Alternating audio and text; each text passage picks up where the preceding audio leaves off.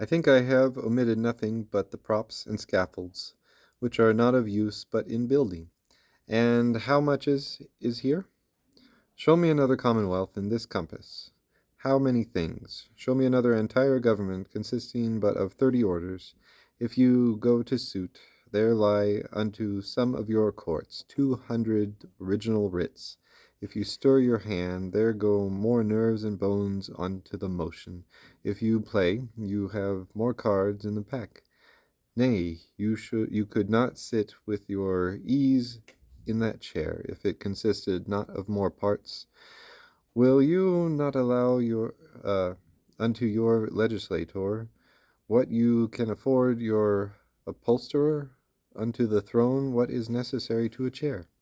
My lords, if you will have fewer orders in a commonwealth, you will have more. For where she is not perfect at first, every day, every hour will produce a new order. The end wherefore, or whereof, is to have no order at all, but to grind with the clack of some demagogue. Is he providing already for his golden thumb? Lift up your heads, away with ambition, that fulsome complexion of a statesman, tempered like Sulla's luto cum sanguine, with blood and muck. And the Lord give unto his senators wisdom, and make our faces to shine, that we may be a light unto them that sit in darkness and the shadow of death, to guide their feet in the way of peace. In the name of God, what's the matter? Philadelphus, the secretary of the council, having performed his task in reading the several orders as you have seen, upon the receipt of the packet, it should seem from his correspondent, Boccalini, secretary of Parnassus, in reading one of the letters, burst forth into such a violent passion of weeping and downright howling that your legislators, being startled with the apprehension of some horrid news, one of them had no sooner snatched the letter out of his hand than the rest, crying, "Read, read," he obeyed in this manner.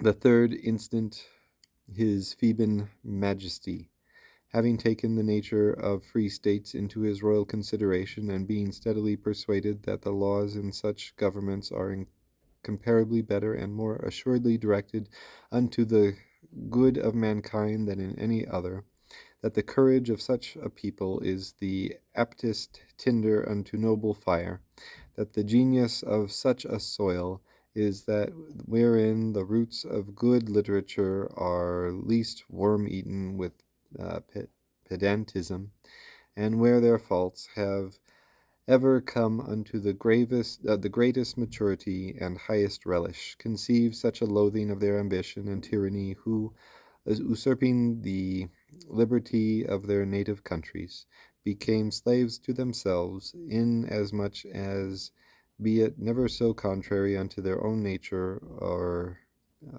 consciences, they have taken the earnest of sin and are engaged to persecute all men that are good. For nemo unquam imperium flagitio quaesitum bonis artibus exercuit.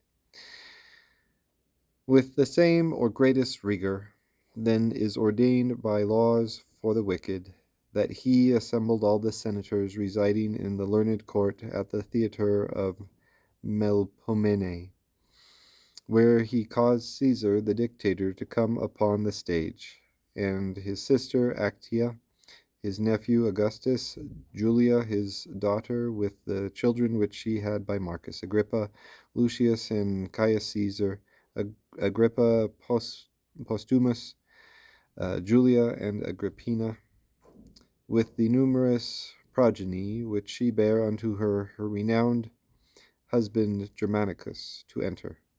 A miserable scene in any, but most deplorable in the eyes of Caesar, thus beholding that havoc his prodigious ambition, not satisfied with his own bloody ghost, had made upon his more innocent remains, even unto the total extinction of his family. For it is seen where There is any humanity, there must be some compassion, not to be spoken without tears, that of the full branches deriving from Octavia, the elder sister, and Julia, the daughter of Augustus. There should not be one fruit or blossom that was not cut off or blasted by the sword, famine, or poison.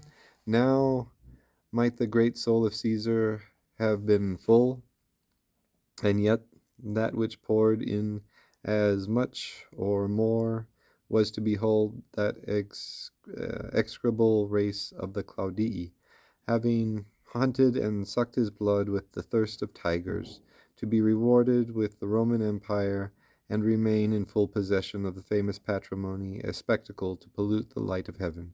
Nevertheless, as if Caesar had not yet enough, his Phoebean Majesty caused to be introduced on the other side of the theatre the most illustrious and happy prince, Andrea Doria, with his dear posterity, embraced by the soft and constant arms of the city of Genoa, into whose bosom, ever fruitful in her gratitude, he had dropped her fair liberty like the dew of heaven, which, when the Roman tyrant beheld, and how much more fresh that laurel was worn, with a root in the hearts of the people, than that which he had torn off. He fell into such horrid distortion of limbs and countenance that the senators, who had thought themselves steel and flint at such an object, having hitherto stood in their reverent snow-like thawing Alps,